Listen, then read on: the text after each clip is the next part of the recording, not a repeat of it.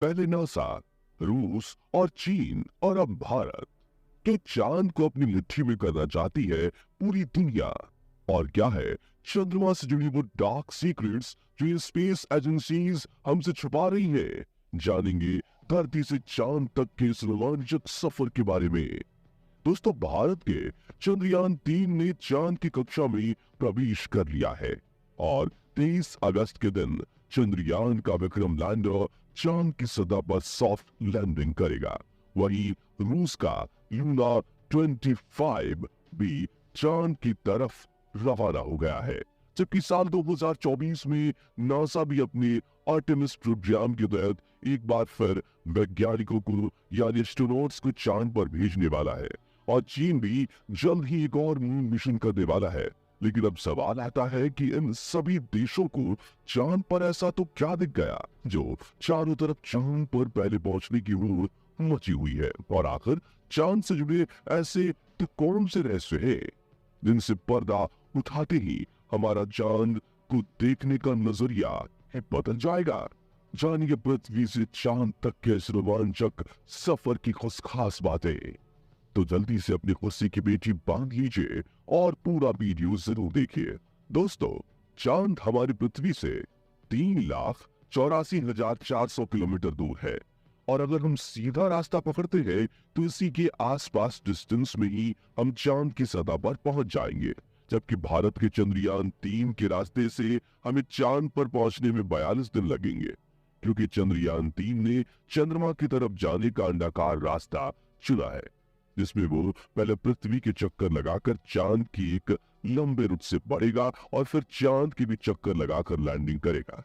हालांकि ये रास्ता काफी किफायती तो है, लेकिन इसमें हमें एस्ट्रोनॉट के लिए बहुत खाना, ऑक्सीजन और पानी की जरूरत पड़ेगी, जिसे स्टोर करने के लिए बड़ा स्पेसक्राफ्ट चाहिए होगा। और इस रास्ते से जाने पर 30 लाख किलोमीटर की दूरी तय करके हम काफी थक भी जाएंगे। इसलिए चलिए हम अमेरिका रूस वाले सीधे रास्ते से ही चांद की तरफ चलते हैं और इस रास्ते से हमें चांद पर पहुंचने में 4 से 5 दिन लगेंगे। जब स्पेसक्राफ्ट का लैंडर आपको चांद पर उतारेगा तो बाहर आने के लिए आपको सबसे पहला अपना स्पेस सूट पहनना होगा, क्योंकि चांद पर काफी पतला वातावरण है और इसमें ऑक्सीजन मौजूद नहीं है। इसी वजह से सांस लेने के लिए आपको बंद स्पेस सूट के पीछे लगे ऑक्सीजन सिलेंडर का सहारा लेना होगा। स्पेस सूट पहनने के बाद जब आप चांद की सतह पर कदम रखेंगे तो खुद को काफी हल्का महसूस करेंगे। दरअसल चंद्रमा का गुरुत्वाकर्षण पृथ्वी से 6 गुना कम है, इसलिए अगर पृथ्वी पर आपका वजन 60 किलोग्राम है तो चांद पर यह सिर्फ 10 किलोग्राम ही हो जाएगा। इसी वजह से पहली बार चांद पर कदम रखते ही शुरुआत में आपका बैलेंस बिगड़ेगा और आप चलने के बजाय उछलते हुए नीचे भी गिर सकते हो। इसलिए चांद की सतह पर संभल कर कदम रखना जरूरी है। खैर, अब चांद की सतह की बात करें तो यहाँ पृथ्वी की तरह सीधे रास्ते नहीं बने हुए हैं, बल्कि चांद की सतह उबड़ खाबड़ है और यहाँ जगह जगह पर चट्टाने, पहाड़ और बड़े बड़े क्रैटर यानी गड्ढे हैं। चांद पर ये गड्ढे अरबों सालों से गिर रहे उल्कापिंडों की वजह से बने हैं और ये 1 सेंटीमीटर से लेकर 2500 किलोमीटर तक बड़े हैं।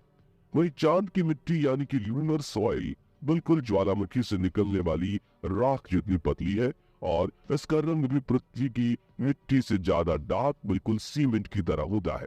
इस मिट्टी में खुरदरापन न होने की वजह से आप जैसे ही इस पर कदम रखेंगे आपके पैरों के निशान बन जाएंगे, जिस वजह से चांद पर सबसे पहले कदम रखने वाले एस्ट्रोनॉट नील आर्मस्ट्रॉन्ग और बल्ज एल्ड्रिन के पैरों के निशान आज भी मौजूद है। अब चांद की खूबसूरत जमीन देखने के बाद साथियों, आप अपनी नजरें जब ऊपर की तरफ करेंगे तो आपको हमारी पृथ्वी भी दिखाई देगी। जी हाँ, जैसे पृथ्वी पर चांद का उदय होता है वैसे ही चांद पर भी पृथ्वी का उदय होता है। बस फर्क इतना है कि पृथ्वी से देखने पर चांद काफी छोटा लगता है और चांद से देखने पर पृथ्वी बहुत बड़ी दिखाई देती है और यहाँ से धरती की खूबसूरती देखकर आप मंत्रमुग्ध हो जाओगे। अब अगर आप चांद के उत्तरी ध्रुव पर लैंड करोगे तो आपको अपने आसपास भूतकाल में फैले हुए स्पेस मिशन के स्पेसक्राफ्ट और सैटेलाइट के टुकड़ों के साथ प्लास्टिक बैग में भरा हुआ कूड़ा भी दिखेगा। ये कूड़ा नासा के उन 12 एस्ट्रोनॉट्स ने फेंका है जो चांद पर जा पाए। दरअसल इन बैग्स में इनका मलमूत्र और खाने की रैपर्स वगैरह का वेस्ट है। वहीं अगर आप चांद के दक्षिणी ध्रुव पर उस जगह उतरते हैं जहां 4 साल पहले चंद्रयान-2 क्रैश लैंड होकर गिरा था, तो वो आज भी आपको उतनी बुरी कंडीशन में नहीं मिलेगा, क्योंकि क्रैश लैंड होने के बाद ना तो वो बारिश और ना ही तूफानी बवंडर से रूबरू हुआ है। इसलिए अगर आप उसे अपने स्पेस क्राफ्ट में फिट करके पृथ्वी पर वापस ले आए तो इसे ठीक करके वापस भेजा जा सकता है। दोस्तों, आप ये तो जानते ही होंगे कि स्पेस के सभी सेलेस्टियल ऑब्जेक्ट्स पर अचानक उल्कापिंडों की बारिश हो जाती है। ये तो अच्छा है कि पृथ्वी की मैग्नेटिक फील्ड इन उल्कापिंडों को या तो साइड में धकेल देती है या फिर ग्रेविटी और एटमॉस्फेयर इसे धरती तक पहुंचने के पहले ही जलाकर राख कर देते हैं। लेकिन चांद की मैग्नेटिक फील्ड पृथ्वी के मुकाबले काफी कमजोर है। इसकी ग्रेविटी भी कम है और यहाँ घना वातावरण भी मौजूद नहीं है। इसी वजह से चांद पर लगातार उल्कापिंडों की बारिश होती रहती है। ऐसे में कोई भी उल्कापिंड गिरकर आपको पल भर में मौत की घाट उतार सकता है। इसलिए आपको उल्कापिंडों पर नजर लगाए बैठे कमांड सेंटर के वैज्ञानिकों से लगातार संपर्क बनाए रखना होगा। अब अगर आप सोच रहे हैं कि आप अपने किसी दोस्त या फिर लाइफ पार्टनर को चांद पर साथ लेकर जाकर गप्पे लड़ाते हुए अपने मून मिशन पर काम करें, तो आपको बता दें कि ऐसा मुमकिन नहीं है, क्योंकि चांद पर वातावरण ना होने की वजह से साउंड वेव ट्रैवल नहीं कर पाती। यानी कि अगर आप अपने साथी को कुछ बोलेंगे तो वो आपके होंठ हिलते हुए तो देखेगा, लेकिन आपकी आवाज नहीं सुन पाएगा। इतना ही नहीं, चांद पर आपको अपनी आवाज तक नहीं सुनाई देगी, मानो जैसे मोबाइल की तरह किसी ने आपको भी साइलेंट मोड पर डाल दिया है। हालांकि एस्ट्रोनॉट्स चांद पर एक प्रेशराइज्ड स्पेस सूट पहनते हैं, जिसमें साउंड वेव को ट्रैवल करवाने के लिए नाइट्रोजन और ऑक्सीजन की मदद से कृत्रिम वायुमंडल बनाया जाता है। साथ ही इन्हें एक माइक्रोफोन वाली हेडफोन पहनाई जाती है, जिसके जरिए ये अपनी साथी और कमांड सेंटर की आवाज सुन सके और जवाब भी दे सके। अब दोस्तों, चांद पर अपने काम को पूरा करके जब आप सोने जाएंगे तो सुबह आपको सूरज की रोशनी नींद से नहीं जगाएगी, क्योंकि चांद को अपनी धुनी पर घूमने में 28 दिन लगते हैं, जिस वजह से चंद्रमा पर एक दिन 14 दिन का होता है और 14 दिन की रात होती है। यानी कि वहां एक दिन रात पृथ्वी के 28 दिन के बराबर होता है।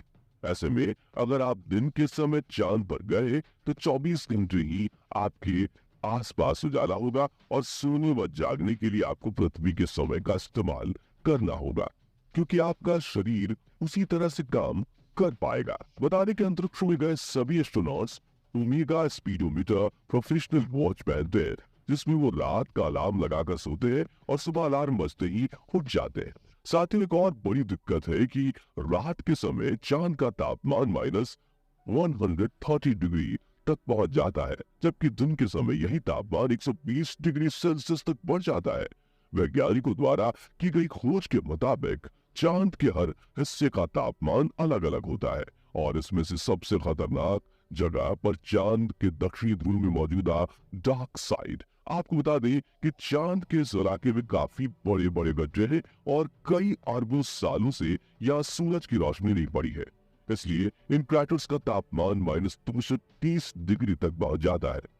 इतने कम तापमान में स्पेसक्राफ्ट के उपकरण काफी ठंडे पड़ जाते हैं और कुछ तो इस तापमान की मार झेल नहीं पाते। इसी वजह से दुनिया की किसी भी देश ने चांद के दक्षिणी ध्रुव में लैंडिंग नहीं की है और यही वजह है कि भारत अपने चंद्रयान-3 को वहां पर दिन के समय में ही उतारने वाला है, ताकि तापमान ज्यादा ठंडा ना रहे।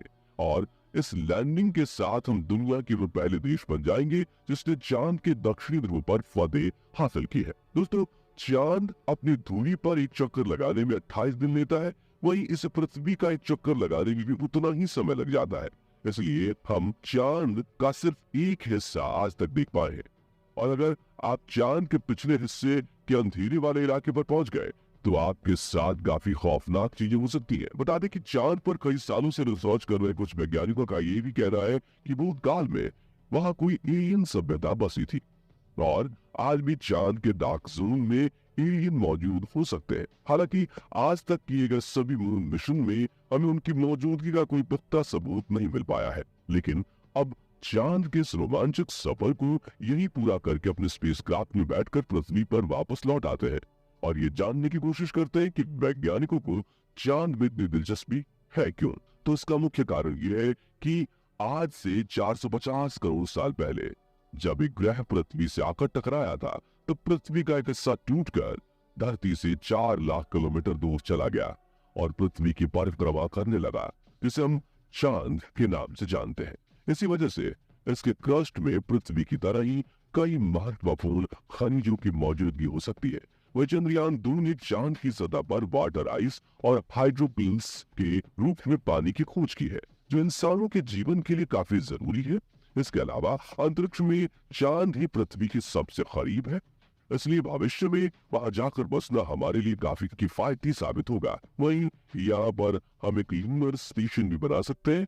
इन्हीं कारणों की वजह से सभी स्पेस एजेंसीज चांद में सबसे ज्यादा दिलचस्पी दिखाती हैं। तो दोस्तों, अगर भविष्य में मौका मिले तो क्या आप चांद पर जाकर बसना चाहेंगे या नहीं?